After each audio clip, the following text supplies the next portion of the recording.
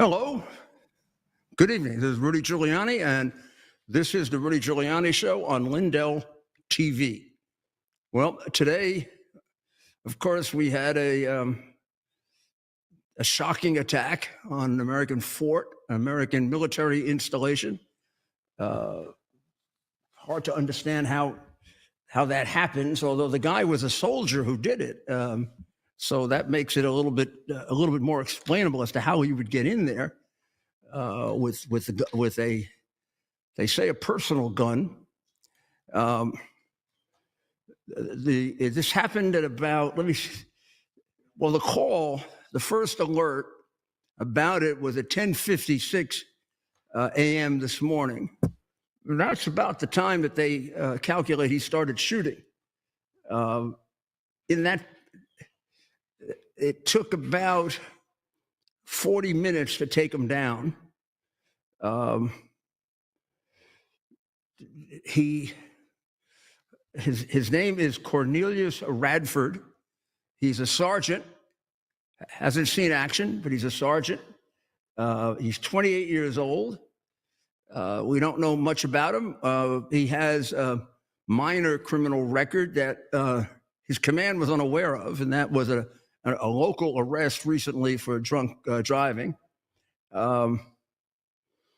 And he showed up at around 10:30, 10:40, started shooting right before 11 during the course of his vicious attack. He wounded 5 soldiers who are described as soldiers that serve with him. Now, I don't know if they're all soldiers that serve with him. The good news, at least from John Lubas, who's the commanding general there, is that all 5 are 3 are recovering and 2 are still undergoing operations or treatment or whatever, but they are expected to all recover. Let's pray to God that that's correct. That's the commanding general statement, about 3 o'clock today. And there hasn't been any change to that. This fort is about 40 miles south of Savannah, Georgia. It's always startling when a fort is attacked. We don't know the reason for this. There has been sort of a general statement, I guess, to calm the public. No reason not to think this is quite accurate, and that is that there are no indications of terrorism here.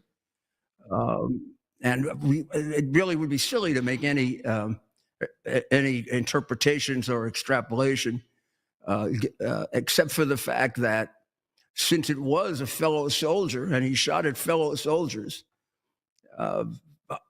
who knows what's involved here. And as I said, we know very little about him, and they're playing this very, very close to the vest, which they should. They're not revealing any information on it until they're absolutely sure it's correct. So that's what we know. And the investigation is being conducted, of course, by the military, because this would probably be under military law. He was a member of the military. It was on a federal installation. But at the same time, it could be a federal crime as well. So the FBI is involved in this investigation, as is the Army and the military, and of course anyone else that they deem necessary. The president is fully informed, was informed right away, and he's very much on top of it. There's not much more that we can give you on it right now, unless we just do sort of random extrapolation, which I don't really think is very, very useful. I think the statement that this does not appear to have any links to terrorism is probably a pretty solid one here, given the nature of it. Of course, you can always be shocked, and you don't know. And I always, when I had to deal with these, and I didn't hold information back for too long. But when I put out information about an emerging a catastrophic situation or any kind of an emergency situation, I would explain that I'm going to give you the facts that I have right now, and they may change. So don't, I'm not misleading you. I'm telling you what I know at this point. I thought the briefing was excellent by the general. And of course, now I think the thing to point out is this guy was subdued by his fellow soldiers. When the law enforcement got there, they already had him. And who knows how many others he would have shot had he had more time. But he was subdued by, and we don't have a detailed description of it, but he was subdued by fellow soldiers. What a shame, huh? What a shame. We will we'll keep you posted, as we go along tonight, because it is possible that more facts will come out. Cornelius Radford, 28-year-old sergeant, and he has again a minor criminal record, a recent DUI arrest in Georgia, they say a local arrest. And as to motivation, nothing yet. I tend to think since they have them, and there's no big mystery as to who did it, we should be able to have a pretty solid idea about this. Oh gosh, maybe even by the end of the night, and certainly by tomorrow. The attack in Washington is another one that was really startling on the young man who was known as Big Balls, working for Doge, for Elon Musk. I think you remember he was he got that name because he was quite courageous in his cutting of unnecessary fraudulent expenses. And believe me, almost everything that Doge picked out wasn't waste and abuse. I mean, fraud, waste, and abuse, it was all fraud. Well, he was in Washington last night with described in one article as his significant other. In others, she's just described as a woman that he helped. So I think his friend described her as his significant other. But as he was walking about 1 mile from the White House, he noticed a group of youngsters, and the two arrested are 14 and 15, so that'll give you an indication. He noticed a group of about 8 or 10 youngsters, and male and female, and they were attempting to get into a car to steal it, carjacking, and before he did anything, he took his the woman, and he secured her in the car and locked the door. His car, and locked the door. Now they made attempts to get to her, even though that's the case. And then 8 or 10 people descended on him and just kept pounding on him and beating him.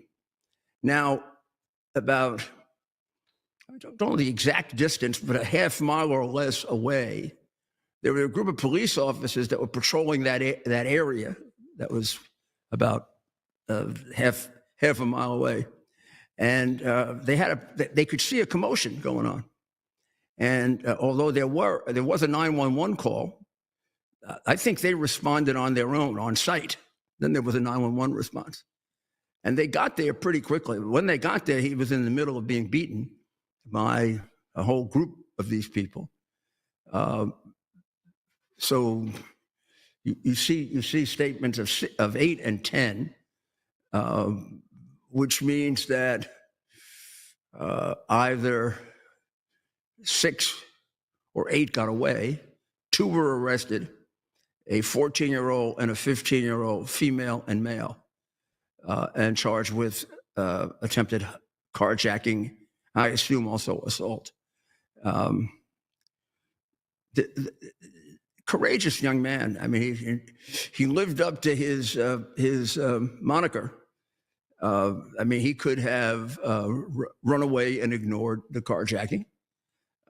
He could have frozen, and his poor friend, the young lady, would probably have gotten the worst of it. But he made sure he protected her. And then he had to know that he was outgunned, outmanned, 8 or 10 to 1 is, even if they are 14 and 15, you're not going to prevail. But he did prevail in the sense that he stopped the carjacking. He prevented any harm to any citizen. And he's got 2 of them under arrest now, and I assume they're going to get all of them. The president, of course, was very upset, as he should have been. And do we have Ted, do we have some video on this? Well, we're putting up his picture. Well, we have we have images of him. This is following the attack. That's what you see on the screen right now. That's the unfortunate gentleman, and I think we have a picture of him from the Fox News interview, just to give people an idea of who this was. Edward Korstein is there he is. That was him. He's a kid. He's a young kid. I should have mentioned his actual name. I used his nickname, but his actual name is Edward Korstein. I don't know if anybody knew that. He actually heard them make a comment about taking the vehicle. In at least the Metropolitan Police Department report says that. And at that point, the report says Korstein pushed his significant other into the vehicle and turned to deal with the suspects. The suspects then began to assault Korstein. And within a very short period of time, officers rolled up on the scene while he was being attacked.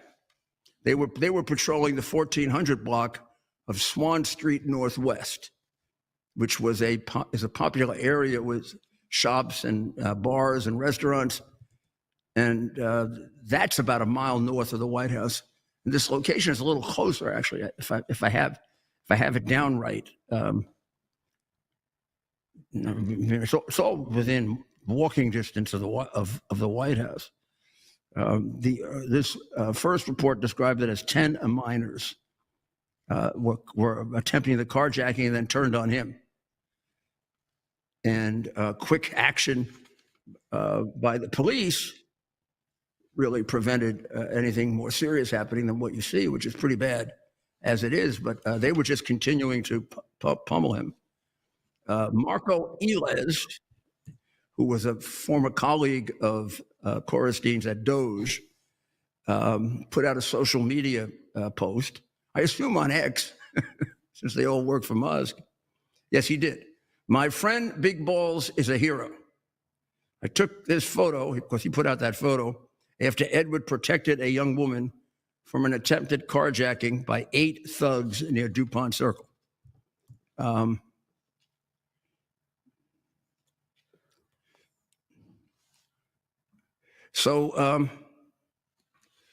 Congratulations to Edward for being a brave young man.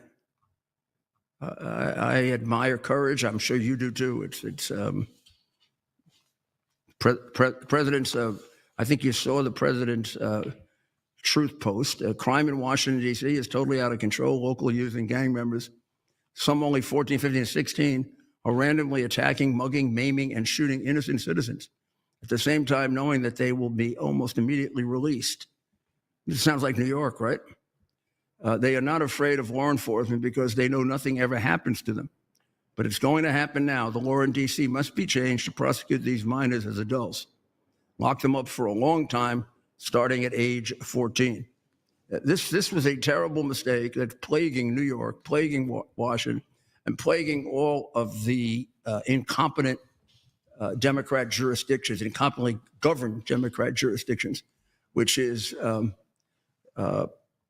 treating these young people. There used to be a lot more leeway in, if this crime was serious enough, to treat them as adults and make sure that they were put away for a while, so that they, first of all, wouldn't get it right out on the street and just continue it. Secondly, never learn a lesson. Now they're basically treated like it isn't a crime. It's a juvenile situation. It comes right off their record. 5 years from now, when they kill somebody, they'll say, "Oh, well, that he never had an arrest. Maybe he had 5 of them as a juvenile." And if these kids at 14 and 15 are doing this, imagine what they're going to be doing at 22 and 23. So the president did, of course, make perhaps it should have been done a long time ago. Then this incredible young man and so many others would not have had to go through the horrors of violent crime. If this continues, I'm going to exert my powers and federalize the city. Make America great again. Well, I haven't looked within the last month or so, but I think you might. Well, I'm sure you're not going to remember this. It was a small portion of the show. We pointed out that D.C. had a pretty substantial reduction in crime this year. The mayor has gotten a lot more serious. She's been pushing the police department really hard. And I think, and I haven't checked in about a month or so, but I think there's an overall reduction in crime in D.C. Now, that doesn't say a lot because crime was really up very high. So the base level, and when we get to the crime statistics in New York, we'll point that out to you also. The base level is too high. And Washington is, may I point this out, a more dangerous city than New York, per capita and in every other way. So we'll see what happens with these criminals. Mm-hmm. Look, I mean, if you're killed by a 14-year-old, you're killed by a 22-year-old. You're the same dead, right? Right. And if these people are capable of this kind of thing, they've got to be taken off the streets, and they've got to be. And what kind of mayor? What about the parents? At what point do the parents share a role? I mean, I just can't imagine raising. I mean, you raised 2 amazing kids, in your wildest dream. I can't imagine raising a kid that would just go and beat up I guess they were targeting a woman and well, that never crossed my mind growing up. Let's just say they beat him up because he was interrupting their stealing of a car. Right. So they're teenage carjackers. Excuse the noise. We got an airplane. A big tractor going by. We're very close to an airport, and we're also very close to a Air Force National Guard facility. We get to see some pretty great planes. But Mayor, a serious point. You were the greatest mayor this country's ever had. What would you do? I don't know if you had if it was a youth situation, but what would you do in this situation? DC is now has seen in the last few years a rise in youth violence, specifically kids. I said I sort of laid out several years ago what Adams should have done right away. Yeah. And then the same thing applies in the district. I would get those laws changed, and it would be a daily, constant campaign. In New York, we have the same problems and these all happen under Cuomo. You should know. And Hochul has been totally ineffective in making any changes. We have 3 laws that were passed that have had a significant impact on raising crime. And even though shootings are down this year, overall crime is up a little, and it's way up over the period of time before these laws were in effect. What I would have done, what should be done, is you got to go to the state legislature, and you have to get them to change the laws. So in New York, you've got a state legislature. In New York, you've got a state legislature that is sort of like Mondani or Mondani, and I would. You got to go to the speaker, and you got to go to the majority leader and tell them. And when Adams first came in, he was quite popular. He should have said to them, my city can't function under these ridiculous laws where you're letting teenagers who are capable of murder go free. You're providing for no incarceration for anyone, except if they commit some kind of heinous murder. And finally, they are creating laws. What was that? They're creating laws that make it impossible for the DAs to put their case together. They have to turn over discovery right away. And what that has been catastrophic all over the United States. Same similar group of left-wing socialist, communist, criminal adoring lefty laws. And those have to be changed. What the president is talking about in the District of Columbia that needs to be changed, the same thing has to be changed in New York. And then we could go on and on and on. All the cities with these nutty Democrat local politicians who are maybe not quite as far as Mondami, but sort of a version of Mondami and AOC. And the local politicians in the Democrat Party tend to be more outrageous than even the national ones. And this type of crime is, without any doubt, an affliction of Democrat policies on crime that go back 20, 25 years. They like criminals, and they shape the law to benefit in every way the criminal and disadvantage completely the victims. Because I don't think the victims vote for them. Ed Koch used to say, if you want to make a liberal or conservative, mug them.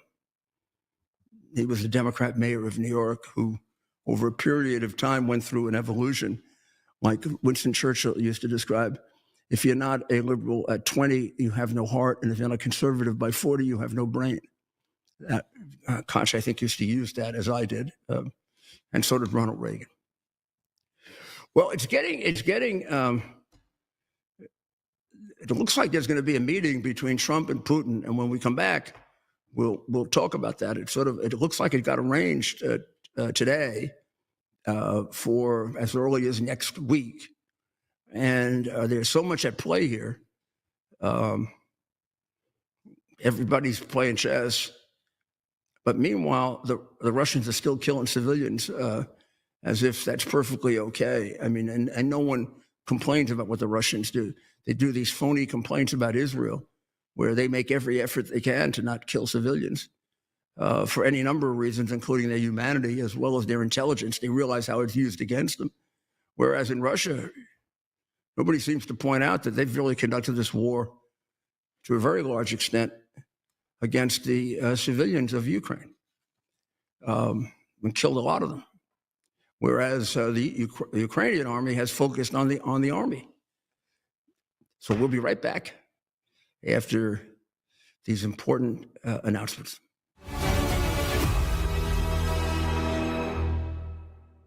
Whether it's being a weekend warrior or spending time with your family, feeling your best is the key to doing the things you love. That's why I'm excited to tell you about Nirvanta. It's a natural solution designed to help you stay active and live well naturally. Nirvanta is a topical blend of all natural essential oils like frankincense, myrrh, and a proprietary gold standard plant stock extract. It's perfect for your hands, feet, knees, back, or anywhere else that needs a little extra care. Use Nirvanta proactively as part of your daily maintenance routine, and you're guaranteed you're going to feel the difference. Simply massage Nirvanta in for at least 60 seconds, 2 to 3 times a day to get the best results. And if you're not completely satisfied, you get your money back. No questions asked. There's simply no risk and no reason not to try Nirvanta today. Right now, you get 15% off with code Lindell exclusively at NirvantaHealth.com. So stop reaching out for that medicine cabinet. Get Nirvanta instead and experience the difference. Go to NirvantaHealth.com. Use code Lindell to get 15% off today. Nirvanta Health. Live well naturally. Friends, we all know the truth. Big Pharma and the federal bureaucracy have made a mess of healthcare in this country, and boy, that's an understatement. President Trump signed an executive order to bring prices down, and that's a great step. But we know that real change takes time. There's one pharmacy that is already stepping up. I want to tell you about All Family Pharmacy. They're not waiting. They're taking action now with a summer sale that gives you the power to take control of your health. Right now, through the end of June, you get 20% off site-wide, no insurance required. Did you hear that? 20% off, site-wide, no insurance required. They work with licensed doctors in all 50 states, and they ship fast, straight to your door. Whether it's ivermectin, hydroxychloroquine, methylene blue, antibiotics, emergency kits, or your daily prescriptions, this is a time to stock up. If you believe in medical freedom, if you're tired of waiting for someone else to fix things, do what I do. Take action. Go to allfamilypharmacy.com/Lindell and use promo code Lindell20, Lindell 20 for 20% off your entire order. That's allfamilypharmacy.com, Lindell. Promo code Lindell20. Let's protect our families, defend our freedom, and make America healthy again together. With everybody talking about making America healthy again, I thought today'd be a great day to talk to all my fellow patriots about the importance of making your homes healthy again. Well, we have proudly partnered with airwaterhealing.com and their revolutionary whole home air purification system. The V3 from Air Water Healing does 3,000 square feet of purification. It eliminates dust, mold, viruses, and odors. But here's the part I love. They require no filters to ever be changed and virtually no maintenance. Whether you suffer from asthma, allergies, seasonal bronchitis, or just want to protect your family from the flu or even greater threats, don't wait to get your V3 from airwaterhealing.com today. Use code Lindell for 20% off in savings and free shipping. That's promo code Lindell at airwaterhealing.com. The last time President Trump was in office, gold soared 50% and silver went up a huge 53%. Americans who invested in silver and gold during Donald Trump's first presidency are very happy that they did it. And right now, gold continues to soar to the highest numbers in history. These gains are just an appetizer for what's to come.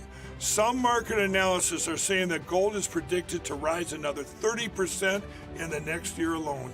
So now's the time to invest in gold and silver, and that's why I partnered with Fisher Liberty Gold. Fisher Liberty Gold is a conservative-owned and operated precious metals investment company. They even helped my good friend President Trump get elected through their contributions to Turning Point USA and other conservative groups.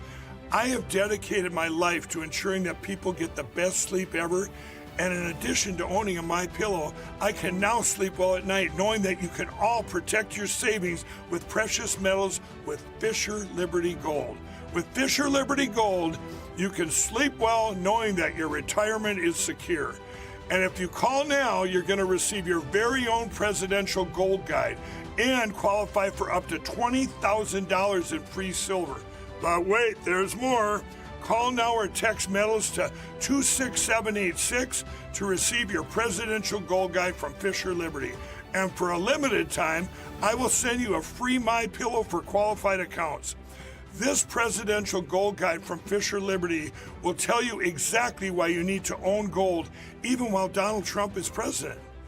And just by calling in, you get a free MyPillow for a limited time for qualified accounts and up to $20,000 in free silver. So don't wait. Call 1-888-4GOLD-19 or text metals to 26786 today.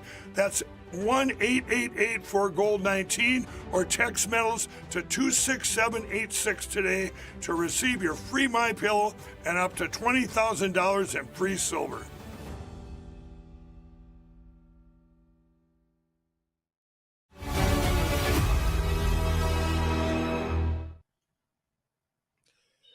Welcome back to the Rudy Giuliani Show. And a lot happened today with regard to Russia and Ukraine. We'll have to see if it's making progress or not, but it looks like it's moving toward a climax in some form or another. At the request of Putin, Witkoff took off the other day for Russia, and there were constant 24-hour meetings over the last 2 days of the Trump staff to try to focus on what is it going to take to get Putin to stop what he's doing. And Witkoff was armed with that when he left. I believe today he first this is his 5th trip to Russia so far, and before he met with Putin, he met with Kremlin envoy Kirill Dmitriev, and Kirill Dmitriev features himself as a very big supporter of American and Russian relations. So there's a chess game going on with that also. Russia wants to negotiate both a better relationship with the United States and, well, I don't know if they say an end to the war. They want a complete victory. They want a complete victory acknowledged for them in the war. I think that would be the best way to say it. And Trump says there'll be no decoupling of the two. Russia wants to decouple them and say we can deal with the war, but at the same time, whether there's a war or not, Russia and America should have good relations. And the hidden part of that is, and you need that because of China, although I'm not sure Russia says that. That would be the inducement to us. The president has made it really clear, and I'm sure there's some disagreement within his administration about this. There are the people that are very, very hawkish on Russia, the people who are sort of in the middle, and the people who are really too soft on Russia. And that's true not just of the Trump administration, it's true of every administration, it's true of the State Department. So right now, the ascendancy is with those who want to be tough on Russia, because it hasn't worked to give them leeway.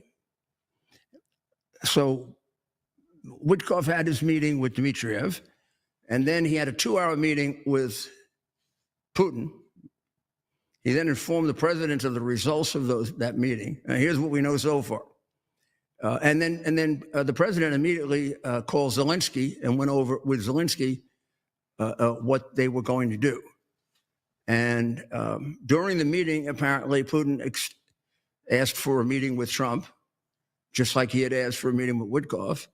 And there was some back and forth about it. And then the White House announced that, confirmed that, and said that meeting could take place as early as next week, the meeting between Trump and Putin. That can be a heck of a meeting.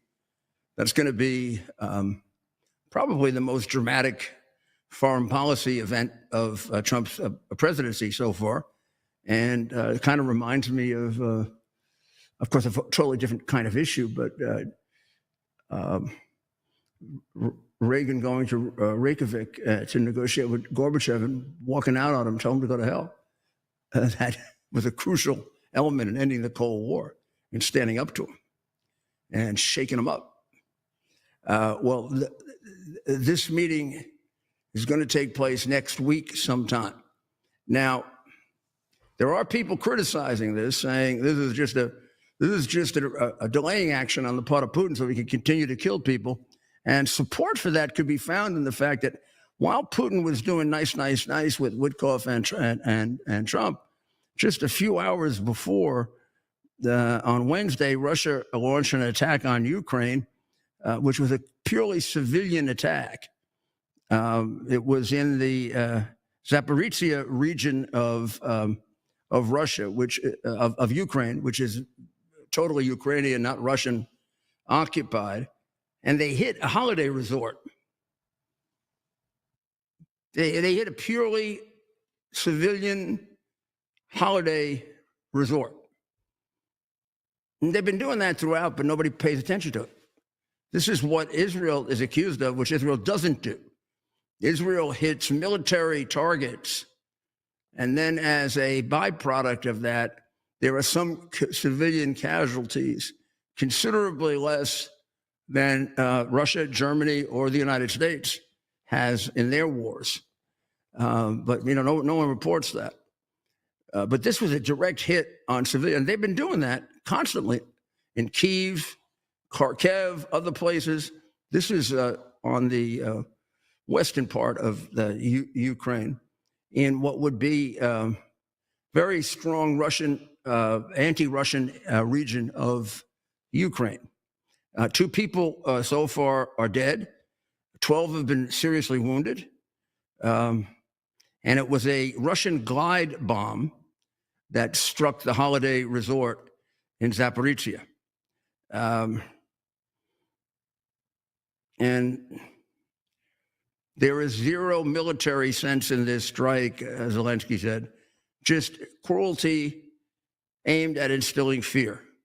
In other words, it's really a terrorist attack rather than a military attack, similar to what Iran did when they responded to the Israeli pounding of them by not doing anything to stop the the Israeli army, but just hitting civilians. So here he is talking about peace and having good relations with the United States. And then on the other hand, he's deliberately killing civilians. I mean, their aim isn't that bad. I'm not saying the Russians are particularly good warriors, but I don't think they would mistakenly hit this building thinking it was a military target. The Ukrainians do not use civilians to hide their soldiers. The soldiers are out in the field, and they've done a pretty good job of pounding the hell out of the Russian army. So please keep that in mind, Mr. President, and all of the White House people. This is a cruel, vicious killer who is in fact doing what Netanyahu is accused of falsely. If Zohran Mandami, Comrade Zohran Mandami, wasn't a committed Marxist communist, the person he would not allow to come to New York would be Putin, not Bibi Netanyahu. Putin deliberately goes after civilians, whereas in the case of Netanyahu, it's an unavoidable consequence of having to eliminate a group of people that are dedicated to the destruction of the Jewish people, which is a pretty necessary situation. Nothing like that motivates the war in Ukraine. It's it's Putin's lust for power and this idea of recreating the Russian Empire. One of the newspaper articles said that Witkoff, before he went, was given like a crash course on Russian history, and to explain Putin's plan to try to recreate the Soviet Union. Well, I hope they didn't tell him that, because that isn't what Putin's plan is. It's a subtle difference, but it's an important one. If you read Putin, now it could be his plan somewhere in the recesses of his mind, but as he explains it, what he wants to do is recreate the Russian Empire. And there's a difference between the Russian Empire and the Soviet Union. So here's the difference would be Ukraine and Poland. Ukraine was what he would consider Ukraine part of Russia, part of the Russian Empire. It has been attached to Russia, the Russians say, for almost 1,000 years, if not a little more. The Ukrainians would say it's been independent for that long. And in some ways, both are right. However, Poland has always been an independent country, also true of the other countries in that outer range of Eastern European countries that Russia took, largely because the communists around Roosevelt and Truman let Stalin do it. Poland, Hungary, Czechoslovakia, the former Yugoslavia, the former Czechoslovakia. There's now the Czech Republic, but it's nothing compared to what Czechoslovakia was. Those were all part of the Soviet Union. And even in Putin's wildest dreams, if he ever did think that he was going to reacquire those states, I do think if you read his writings and what he said, and he pretends to be a historian, and of course he writes history to suit what he wants to do, it appears to me he is modeling himself on Peter the Great more than Stalin in terms of his ambitions. And core to that, critical to that, is Ukraine. In fact, of all the places that he would want to reacquire to put together the Russian Empire, Belarus and Moldova, and Ukraine is the most valuable, without any doubt about it, and the most symbolic for both of them, because the Ukrainian patriots are convinced that Russia has spent 800 years, 1,000 years taking advantage of them and disadvantaging them. And Russia would believe that they're part of Russia. And at least until the barbaric activities of Putin, somewhere around half of the Ukrainian people agreed with that. Now, Putin has actually turned them against him even more, a lot more than they used to be. So this is going to be a very interesting negotiation. The other country to watch here is India.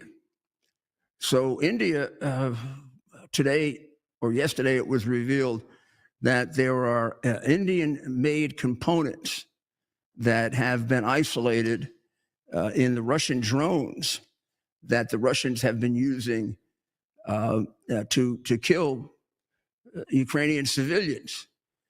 Now, let's make it even worse for India. These are drones that are sold to Russia by Iran. So India is working with Iran and with Russia, are enemies of the United States, and aiding and abetting the killing of Ukrainian civilians. And therefore, I think the idea of kind of whacking them around so that they start to act in a civilized way wouldn't be a bad idea.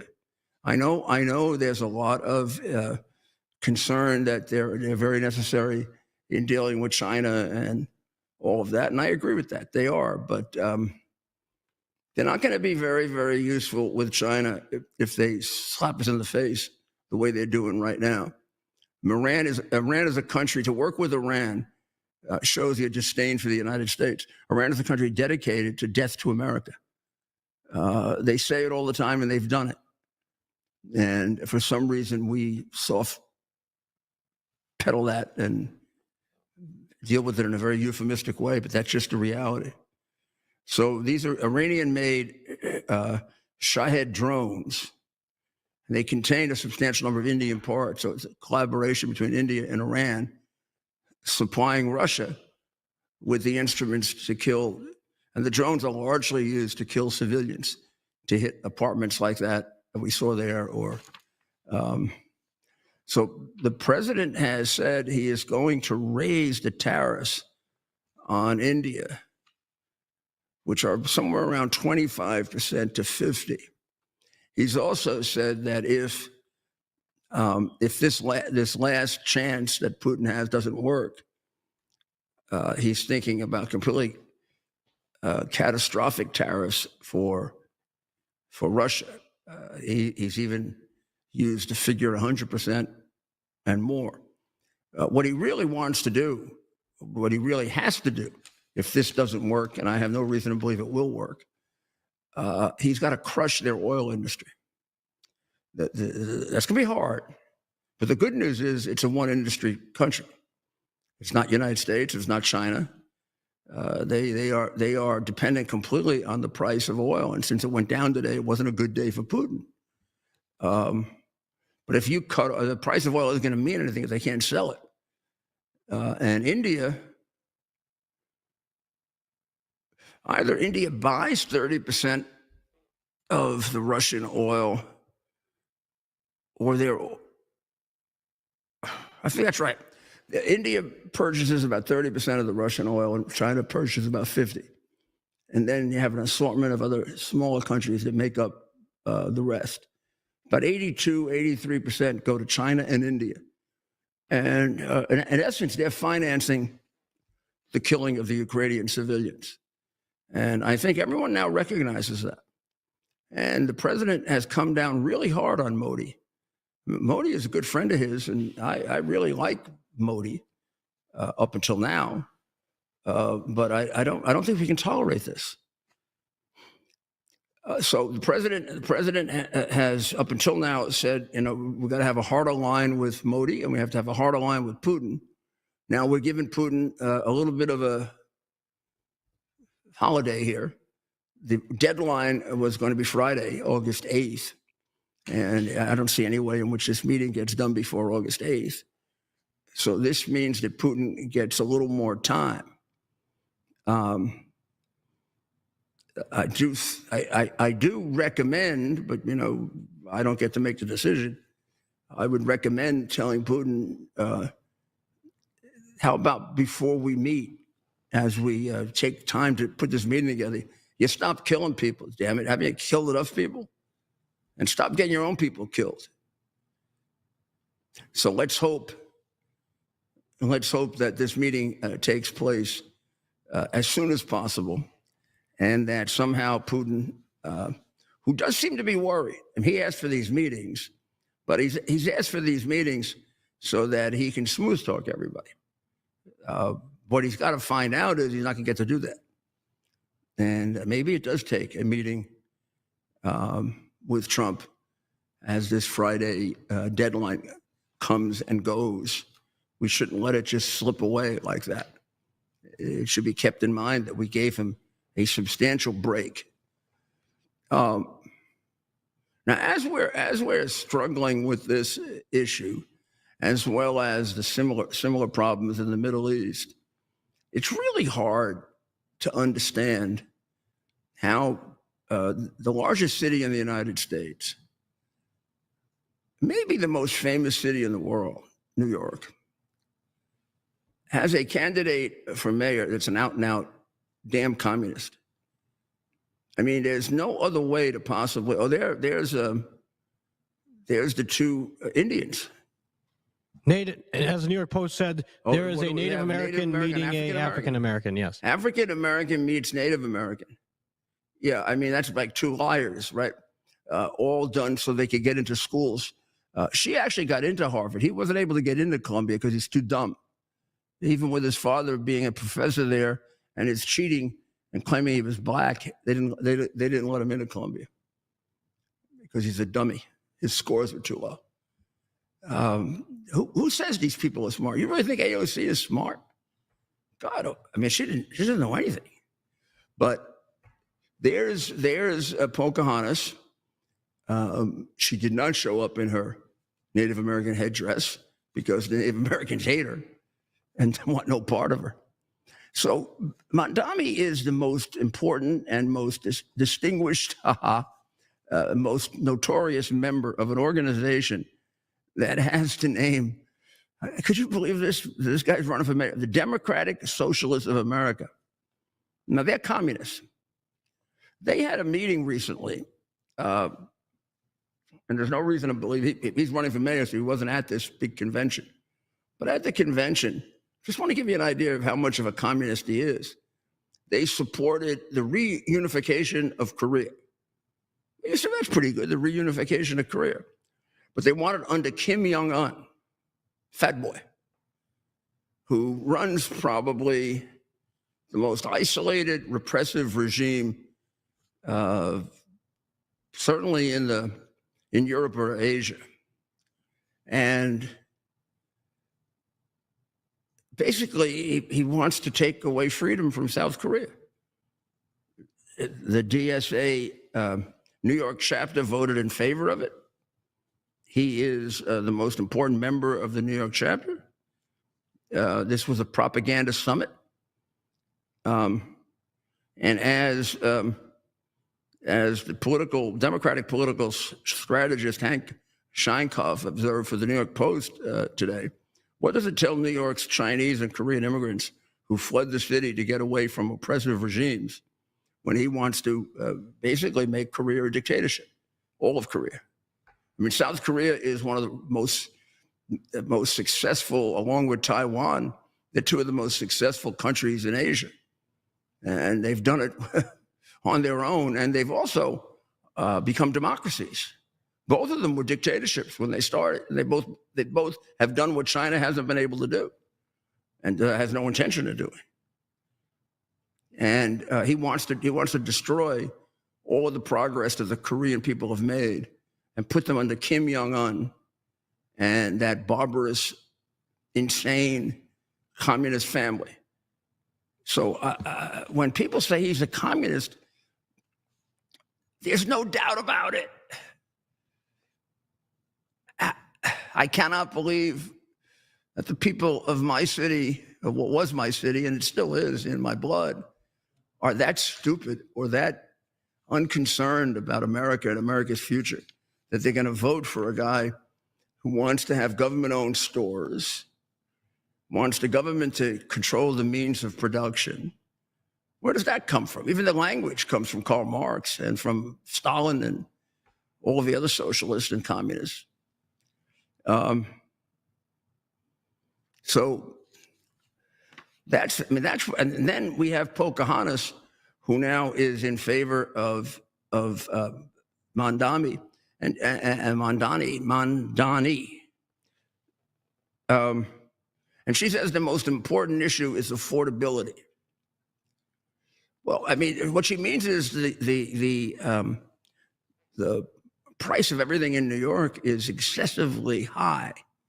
And that's true of Pocahontas. That's true of all your Democrat cities because of the insane policies that your mayors have, which are largely the same policies you have that come out of the Karl Marx textbook, where the city is a little Soviet-style economy where the city runs everything.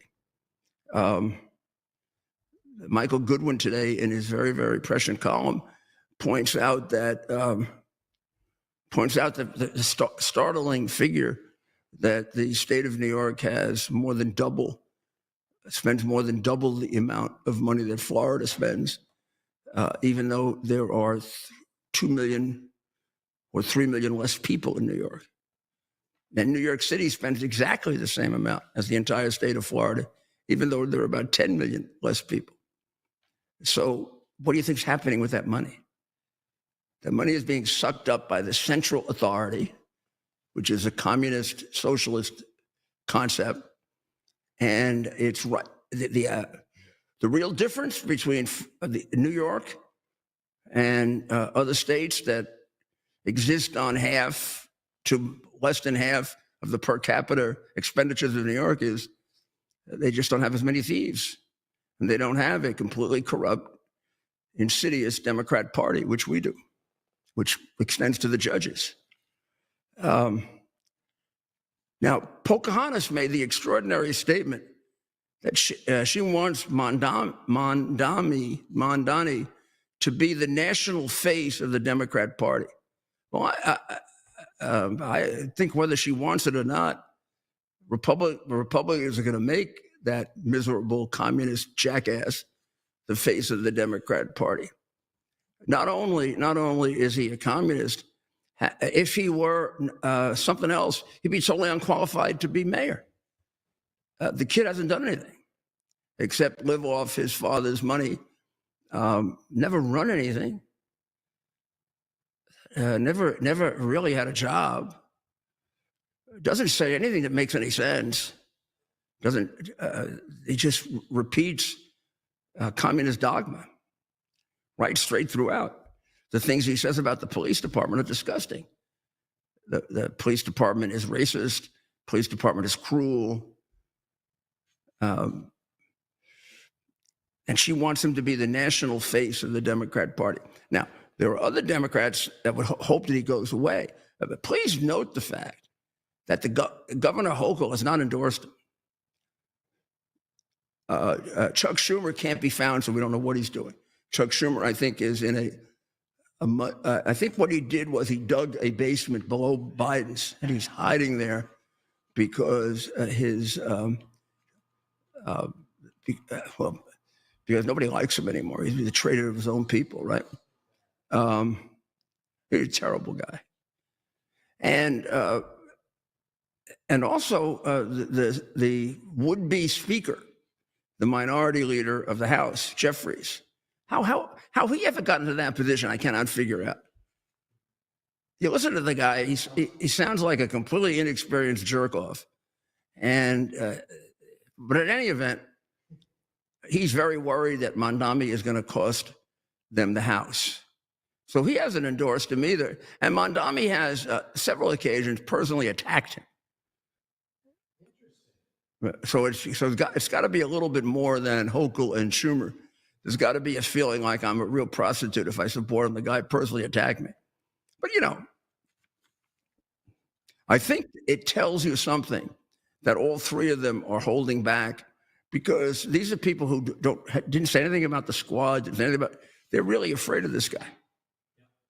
Well, we are going to we're going to sign off now, and we are going to go. We're going to invite you to come on to X and listen to the rest of the things that you don't get elsewhere, including what's going on with the Epstein case and this whole terrible killing in Montauk, and also the crime statistics in New York, which really paint a very complex picture that I think is probably true of about 12, 15 of American cities, where New York is experiencing the same problem. And in some cases, not as bad, in some cases worse. So you go over to X. Meanwhile, pray for all the people who are in harm's way, and pray for the United States, and pray for our president, that everything works out the right way here, and that Putin sees the light and he stops killing people, huh? God bless America.